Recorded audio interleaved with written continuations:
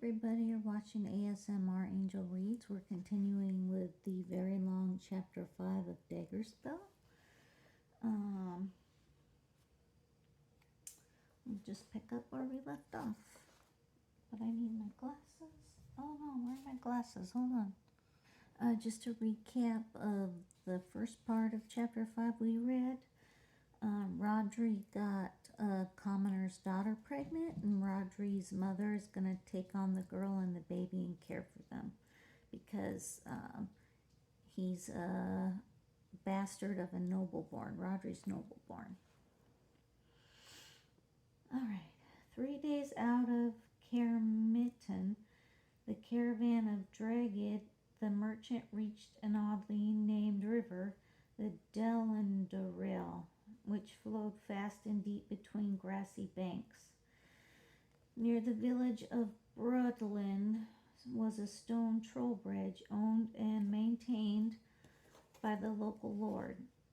Since the caravan would have had to stop soon anyway to ensure that there was enough daylight left for the horses and mules to graze, Dragid decided to camp for the night near the village and trade for fresh food. He had a couple of packs of cheap goods for just that kind of barter, and as he told Jill, the villagers were more than willing to trade beef and bread for colored ribbons and copper brooches. Besides, Dragid said, it'll give Lord Corbin a chance to come down and buy somewhat if he wants. Always be courteous when you're passing through someone's demesne. Although the Lord himself never appeared, one of his counselors did.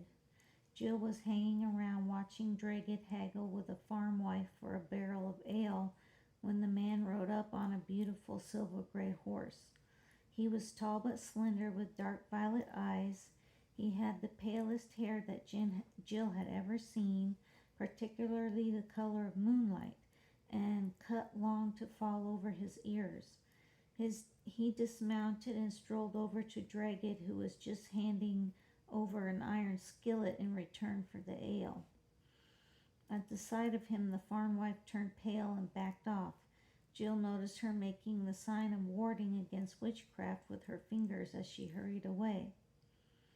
"My name's Lotta Lane," he said in an oddly soft musical voice. "Are you carrying any fine weapons?" "Some swords of Lucacarn steel, good sir, the finest there are." While he examined the sword, Laudelin ignored Jill completely, and she was glad of it. Although he was courteous enough, there was something about him that creeped her flesh, and it wasn't only that he smelled of rose scent. At last he picked out the best sword of the lot. "Well and good, Counselor," Dragid said. "And is it for you?" "It's not, but for my lord, a token of my esteem." "An honorable gift indeed. Now I usually get a decent horse for one of these blades." "How about a gold piece instead?" Laudelin flashed him a cold hard smile. "I have coin unlike the rest of the rabble in this part of the world." "Splendid, a fair price indeed. Far too high, actually, but there are some things that must never be haggled over." Although Dragid looked shocked at such an idea, he took Laudelin's gold Devry Regal quickly enough. He even found a bit of cloth to wrap the sword in and escorted the counselor to his horse, and he held the bridle while Laudelin mounted.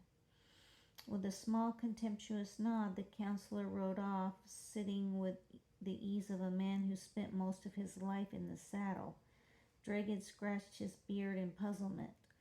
"Now that was a strange one, lass. I've seen many a man in my trading, but that one was strange." "He was. I half wondered if he wanted that sword to stab his lord or such like." "Odd, I had the same thought, but listen to us. Jill insulting a man we don't even know. Huh. Did you see his horse? It's a western hunter, one of the breeds I'm after. His lord must honor him highly to give in an expensive animal like that." That night Jill had a dream, and a grotesque thought, and grotesque though it was so clear and coherent, so filled with the small details that she was forced to admit it had to be a true dream. She saw Lotta Lane take off his clothes in the middle of a chamber, then go to a window. She heard him chanting out loud in a peculiar language. Then all at once he was enveloped in a flash of blue light and turned into an enormous red hawk. When he leapt from the sill and soared above the countryside, she somehow was flying above him. Suddenly he swooped and plunged just like a real hawk and came up with a rabbit in his beak. Only then did she realize just how unnaturally large the hawk was. She woke with a start and sat up, listening to the reassuring sound of Cullen snoring nearby. The dream was so disgusting that she felt cold all over.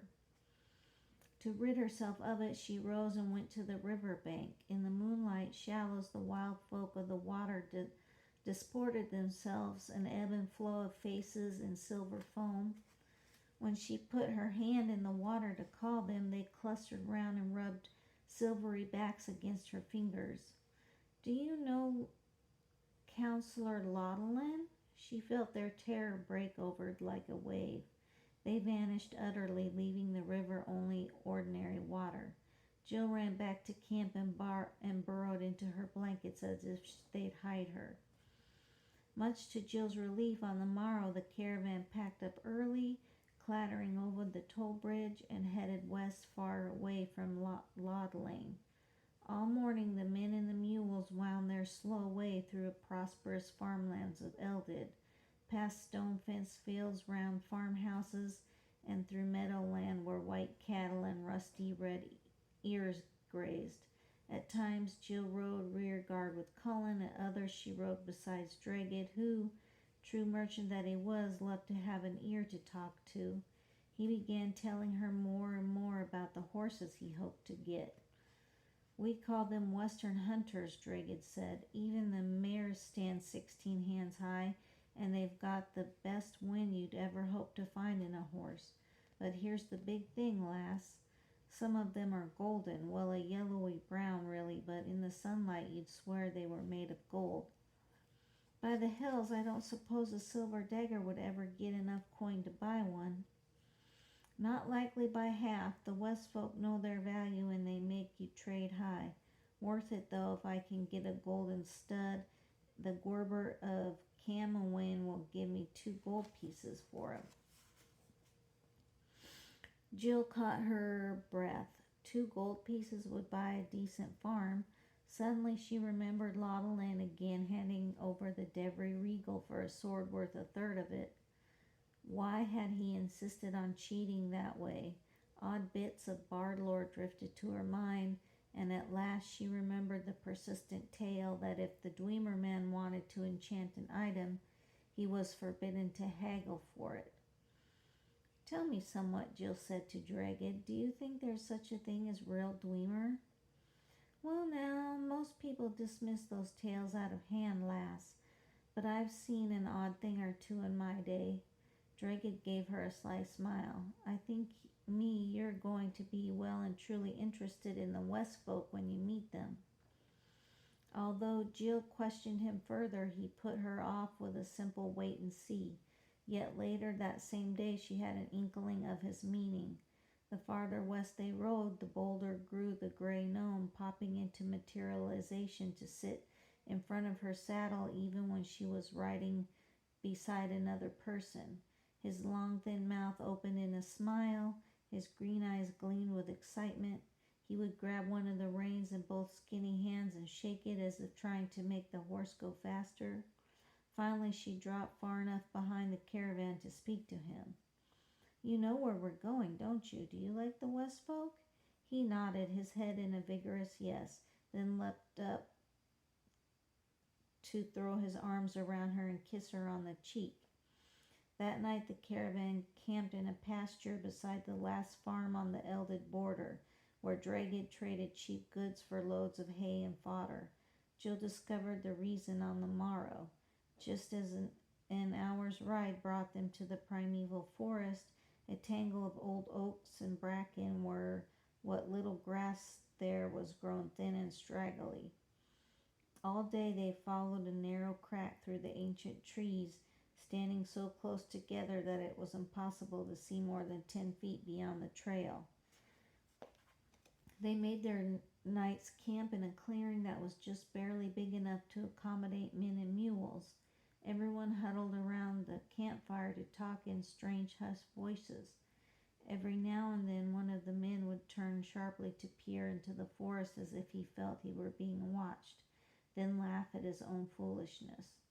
Jill, however, knew they were being watched. Just beyond the circle of the firelight, she could see the wild folk clustering thick in the branches of the trees to stare down at these intruders in their land.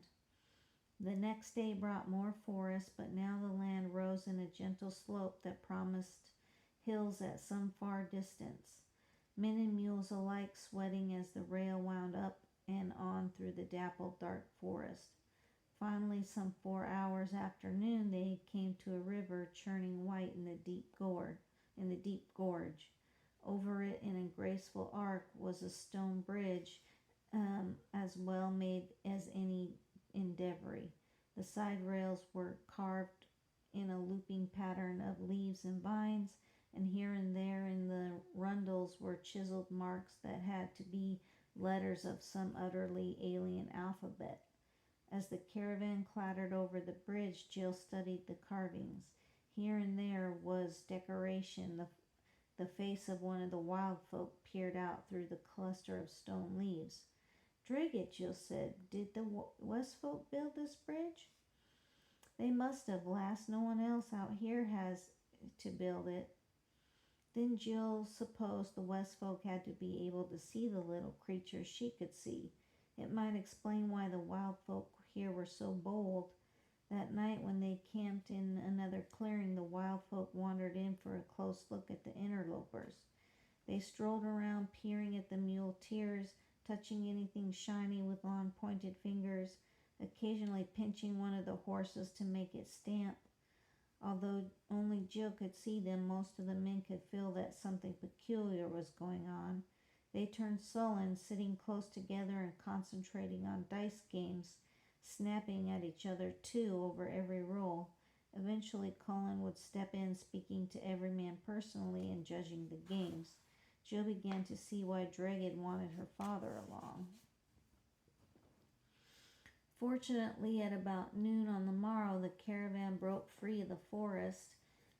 As the land rose, the trees began to thin until finally they left the last of them behind and came to a wide, flat plateau.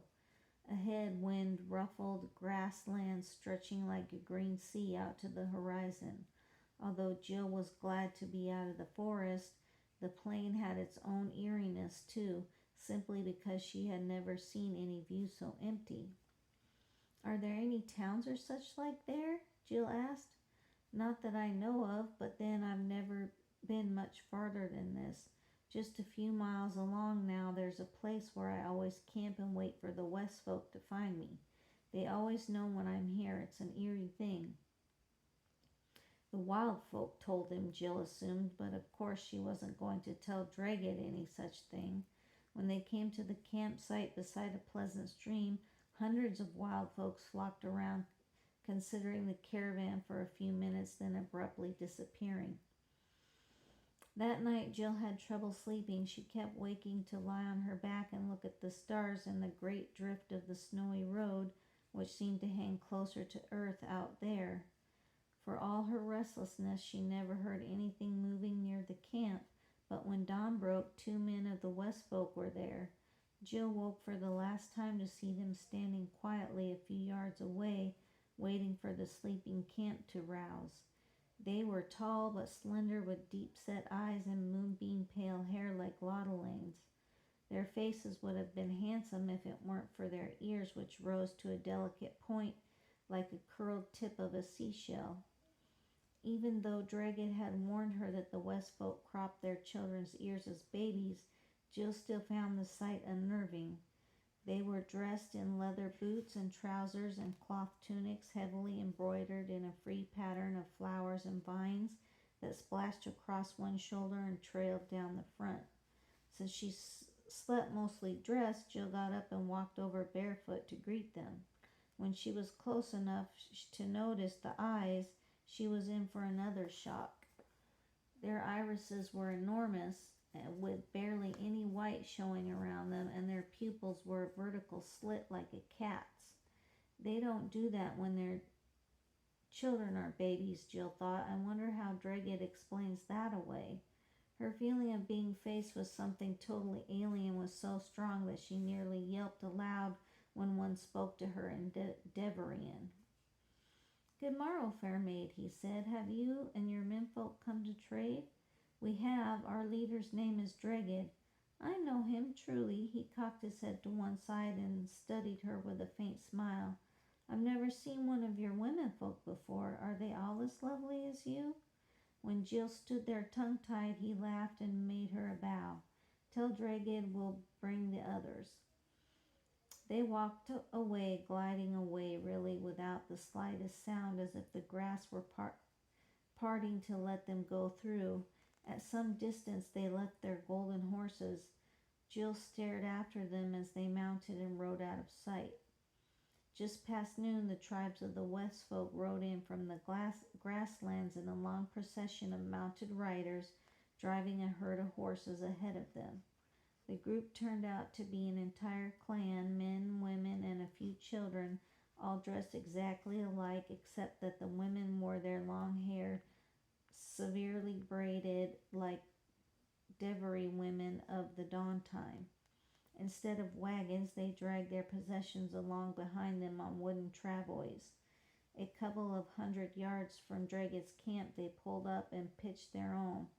Fascinated, Jill watched the organized swarm of activity as everyone in the clan lent a hand to raise the round leather tents, unpack their belongings, and tether out the horses. In less than an hour, the camp stood as if it had always been there, a gaudy, noisy affair of brightly painted tents, running children and dogs, and swarms of wild folk. Now we wait some more, Dregged said. They'll come when they're ready. Sure enough, a few at a time, the West folk strolled over to see what Dregged had brought them. Singly or in pairs, they walked through the rows of cooking pots and knives, swords, axes, shovels, and arrow points. Occasionally they would squat down and pick something up to examine it, then lay it down again, all without a word. As she grew used to them, Jill found herself thinking them beautiful. They were graceful and lithe, with a self-possessed dignity that reminded her of a wild deer. She was surprised to find that the muleteers and even Cullen looked on them with scorn. The entire afternoon, men stayed down by the river and played dice with their backs to the proceedings. Only Jill sat with Dregged in the grass and watched his customers. When the sun was getting low in the sky, a young man came over with a leather mead skin. Good morrow, he said. We're pleased with the trinkets you're offering us. That gladdens my heart, Janitar, Dregged said. So we'll trade on the morrow? We will. Janitar handed him the skin. For your men to sweeten their hearts a bit. Seeing that he knew men despised his people embarrassed Jill profoundly, but he merely smiled in a wry sort of way as Dregged hurried over to the muleteers. When Janitar sat down beside her, the gray gnome appeared in her lap and leaned back with a concentrated smile. Here, Janitar said sharply, do you see the wild folk? You mean you do? All of our people know them. We call them by name. That means the little brothers. When she looked into the smoky gray cat-slit eyes, Jill could feel the kinship there, for all that the wild folk were ugly and deformed, and these being men, West folks, were beautiful. You know, Janitar said, there's a man of your people who rides with us. I think he'd like to meet you. Without another word, Janitar got up and walked away, leaving Jill wondering if she'd insulted him. It was getting on towards sunset when an old man came from the West folk camp. Since his eyes and ears were normal, even though he dressed like one of the West folks, Jill assumed that he must be the man who Janitar had mentioned. He was not very tall, with heavy shoulders and arms, although the rest of him was slender and he had enormous brown eyes and white hair that swept up from his forehead in two peaks like an owl's horns. When he hunkered down next to Dragged, his posture was somehow bird-like too, especially the way his hands hung loosely between his thighs. It turned out that Dragged knew him. He introduced him around as Addern, a name that made Jill giggle because it meant bird. "I've come to ask a favor, Dragged," Addern said. "I need to travel to Cannabane, and I'd rather ride with a caravan than on my own." "You're most welcome, but what is this? Are you suddenly feeling a longing for the folk you left behind?"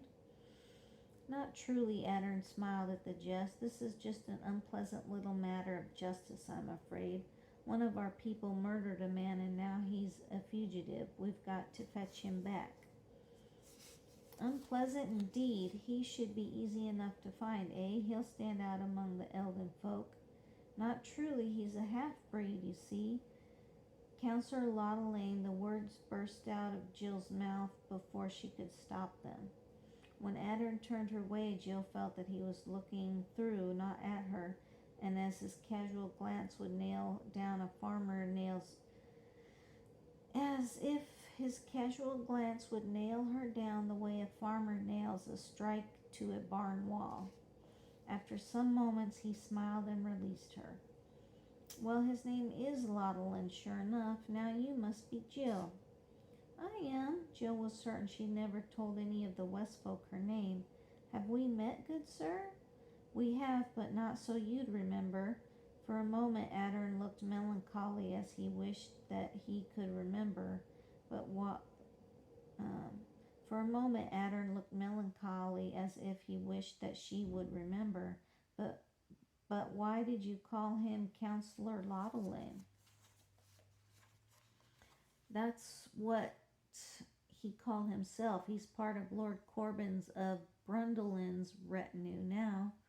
"Indeed, and isn't that passing strange?